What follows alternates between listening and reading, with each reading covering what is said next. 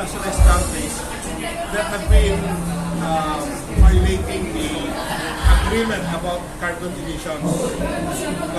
First and foremost, the Philippines, we are also emitting carbon, fossilized carbon, no? The use of fossilized carbon, but we are only emitting 0.03%, less than the 1% which is allowable under the law, under the convention. So these industrialized countries, they're the ones that are really polluting the air, but nobody is policing them because apparently they are the ones who are involved in the international organization. So the brunt of the effects of this natural this pollution is actually happening in our country.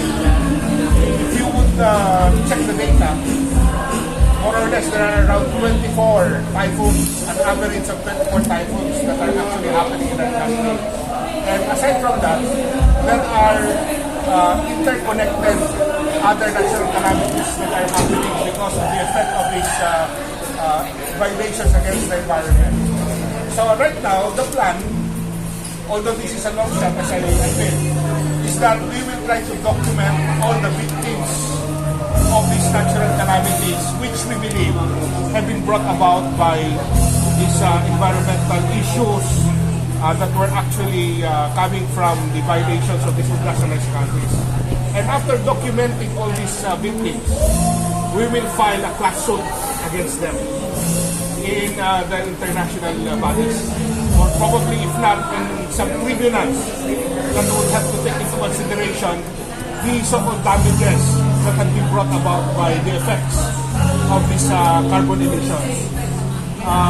We can probably follow the example of the sabotage, wherein they were not able to bring the issue to the jurisdiction of the International Court of Justice because apparently the law under international law is that another country cannot be the subject of litigation if they will not submit themselves voluntarily to the international body.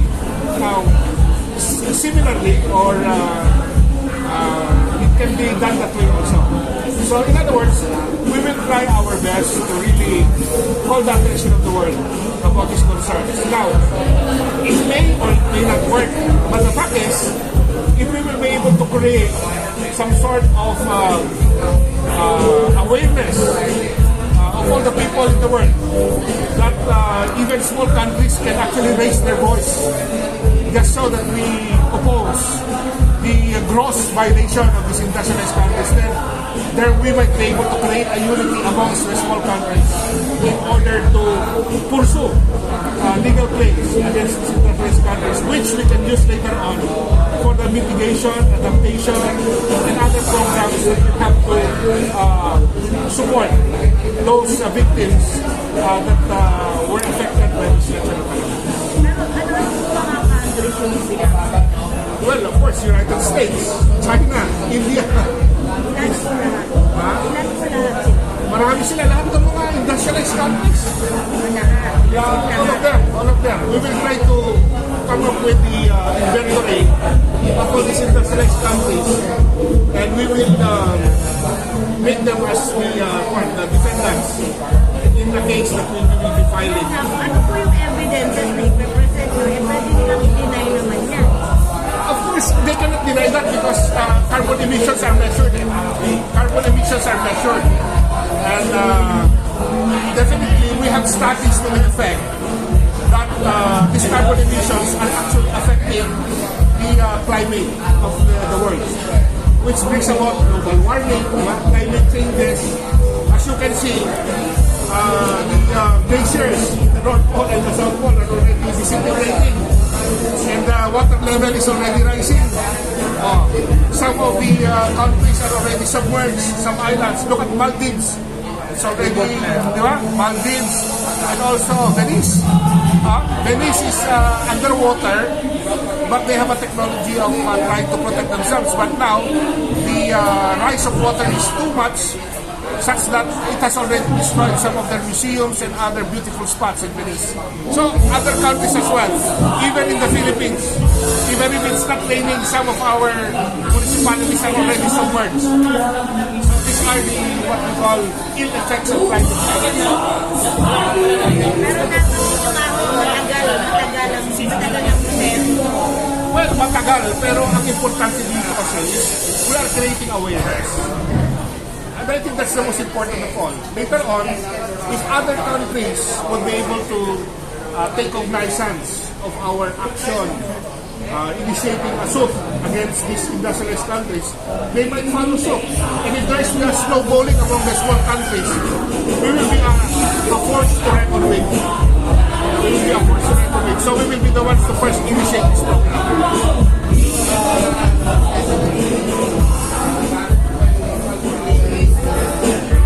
Ano yan?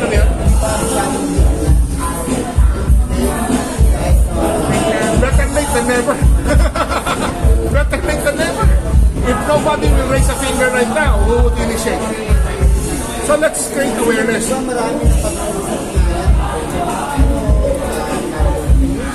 Yeah. Sa Egypt lang, recently sa Egypt, di ba? Pero that's only a resolution amongst the members. But was there any concrete plan initiated? Wala. So right now, we will try to concretize it. It's high time that we should raise our voices and tell the world, especially those industrialized countries, that, hey, look, the effects of your industrial activities have been affecting us grievously. So do something to mitigate. At least help us so that we will be able to stop the occurrences of natural calamities that are actually affecting our people. Attorney John, natatandaan ko po kasi si Pangulong Rodrigo Duterte nung panahon, may isa sa mga speeches niya na nagagalit siya sa Amerika, sa first world country, sa mga industrialized country dahil pinipigil nga po tayo na mag-industrialize. Sabi nga po niya na kung merong dapat na tumigil at managot sa mga nangyayari sa natin, sa klima natin, sa nangyayari mga baha at kung ano-ano pa ay ang mga first world country. Ito ba yung nagbigay sa inyo ng lakas ng loob itong pronouncement ng dating Pangulong Duterte? Well, not only because of President Duterte. To be honest, there have been a lot of people who have been advocating for this ever since. But the fact remains that people seem to be they're not really reacting that much. Kahit tayo, di ba? Pag kunwari, may mga ganitong issues, we take this for granted. We are not really acting on it. Why? Because we feel that it's not important. But the moment that somebody has to initiate a legal action, and there will be a snowballing of support coming from the people themselves, then this will be good. And the thing is, this is an activity which is apolitical. In the political spectrum, it doesn't matter whether you belong to the left, to the right, to the center, left of center, left of right of center. This is a concern that affects all people, not only the Filipinos, but the whole world. So something must be done. It's high time that we act on this. We have been too engrossed and involved in too much politics. Not politics anymore, but it's more of the environmental concern. About environment, energy, natural resources, science and technology, so that we will be able to more or less minimize and mitigate the ill effects of these natural calamities. Kasi medyo mahaba-haba yung documentation. Kasi we will try to go from one place to the other. For example, sa Leyte, di ba, yung Undoy. Undoy pa na dito, Yolanda. Sa Yolanda, how many people died there? Around 20,000. There's an issue as to the number, no? But the fact is, whether it's 5,000 or 8,000, 10,000, that's regardless. It means that a lot of people died, di ba? And we will document that. And we will try to put it on record that these people have been victims of that. And we know for a fact that it did not come as if it's just something that is coming out from the open. In other words, it was not caused by anything. We can attribute the cause of that to the natural, to the ill effects of carbon emissions, as proven by science. Attorney John, when you file this class suit, to the international court, what do you think will be the impact of the relationship of this first world country to our country? Well, actually, this is not a government activity. So basically, it's more of an initiative coming from the private sector. So because of that, I don't think that it would have an effect on from one government to the other government. And I think the whole of humanity would be able to recognize that the people are already banding themselves together in order to see to it that we are calling the attention of these industrialized countries to act on this. And I think it would be, they will also be, their conscience will also affect them. And probably they will be touched. And maybe in one way or another, they would do something in order to compensate us or at least help us so that we can come up with programs that will mitigate the ill effects of carbon emission. Kung nanonood po sa inyo ang sambayan ng Pilipino, ano po ang mensahe niyo sa kanila sa mga pinaglalaban po ninyo? Alam niyo po, napapanahon na po ngayon na sana ay magkaisa po tayo para labanan po ang masamang epekto ng pollution sa ating pong environment. Alam niyo po, ito na po ang isyong dapat natin iutan ng pansin. Huwag na po masyadong politiko. Kailangan magkaisa tayo dito kasi ang pinag-uusapan natin dito, survival. It's for humanity. It's for the survival of the whole world. Alam nyo, 1 degree centigrade na tumaas lang doon sa temperatura ng bansa, alam nyo ang epekto nun? O how many feet will it increase our water level, our sea level? Eh kung 2 degrees, 3 degrees, definitely this is something beyond our control and nobody can stop it. So I hope that we should be one in this concern. This is not politics, this is something that affects all of us, regardless of our political affiliation. Attorney, when we talk of pangangalaga ng kapaligiran, does this mean na kinakailangang pigilan din natin ang tinatawag na industrialization? Well, hindi naman. Kasi we can also be reasonable in some ways, no? Because there are now new technologies that would have to enhance industrialization without necessarily making so much carbon emission. Katulad yung red hydrogen. Red hydrogen, I don't know if you've heard about it. It will not create so much pollution. In fact, it can infinitely create energy without affecting the environment. Marami yun eh. Renewable source of energy. Marami tayo eh.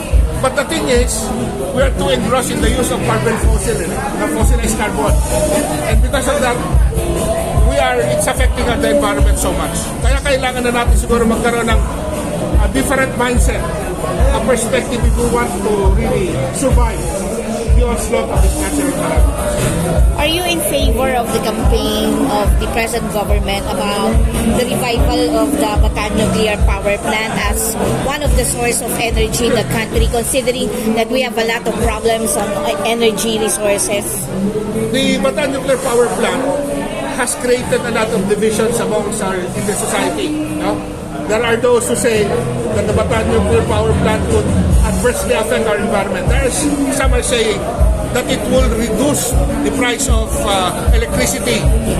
But the fact is, this Bataan nuclear power plant has been created several decades ago. So I think it is better that we should try to update it because there are now new trends in terms of nuclear power plants that are not really harmful to the environment. Kasi kung if we will restore it the way it was when it was created in the 60s, 60s or 70s, then definitely that's already obsolete as far as the standard of the world nuclear plant is concerned. Meaning, the use of the nuclear plant is concerned worldwide. I think that is already obsolete and outmoded. But is it okay with the organization, the Clean Air Organization or movement, to go into nuclear energy program, the Philippines? That we have to consult the council, no? So that we will come up with a unified stand as to how we're going to make our statement in relation to the use of nuclear power plants.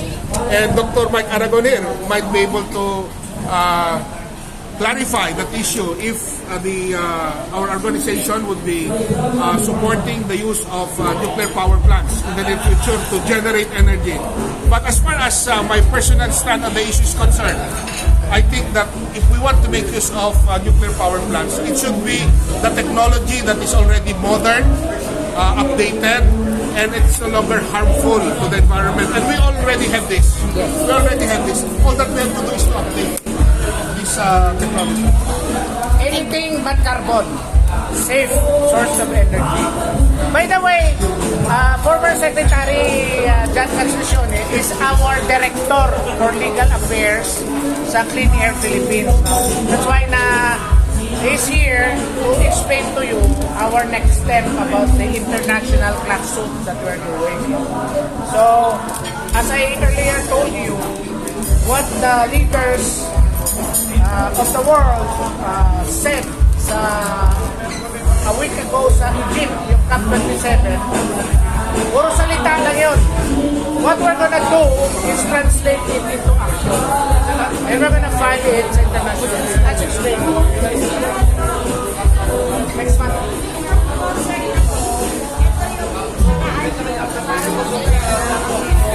Kasi what we're doing is, marami kami.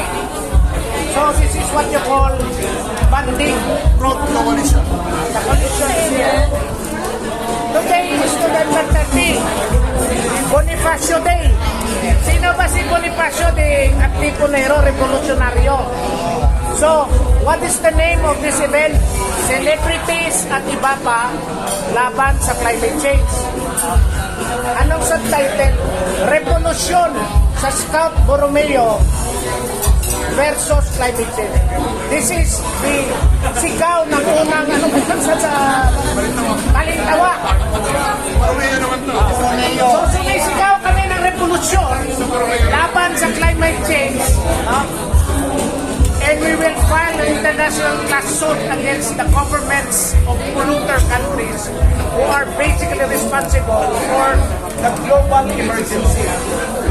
More than talk, we walk our talk. And we will do that sa international tribunal as explained by our secretary and now our legal counsel of the Clean Air Philippines. I give you one, I give you press releases. Ang situation nyo lang sa air.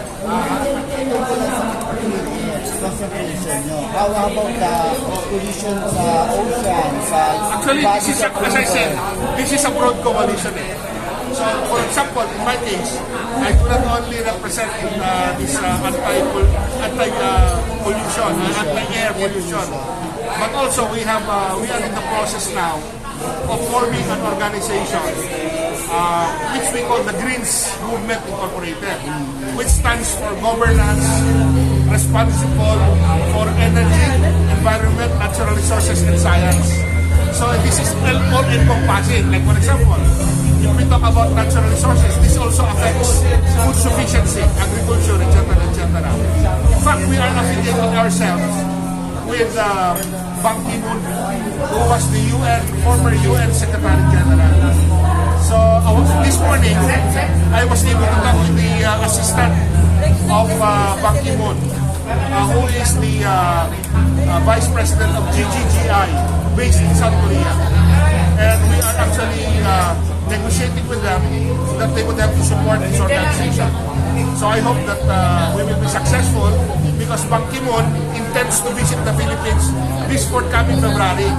And we will be having him as one of our resource persons and probably guests so that we will be able to promote our concern against the abuse of our environment through the international stage with the Philippines playing a very vital role.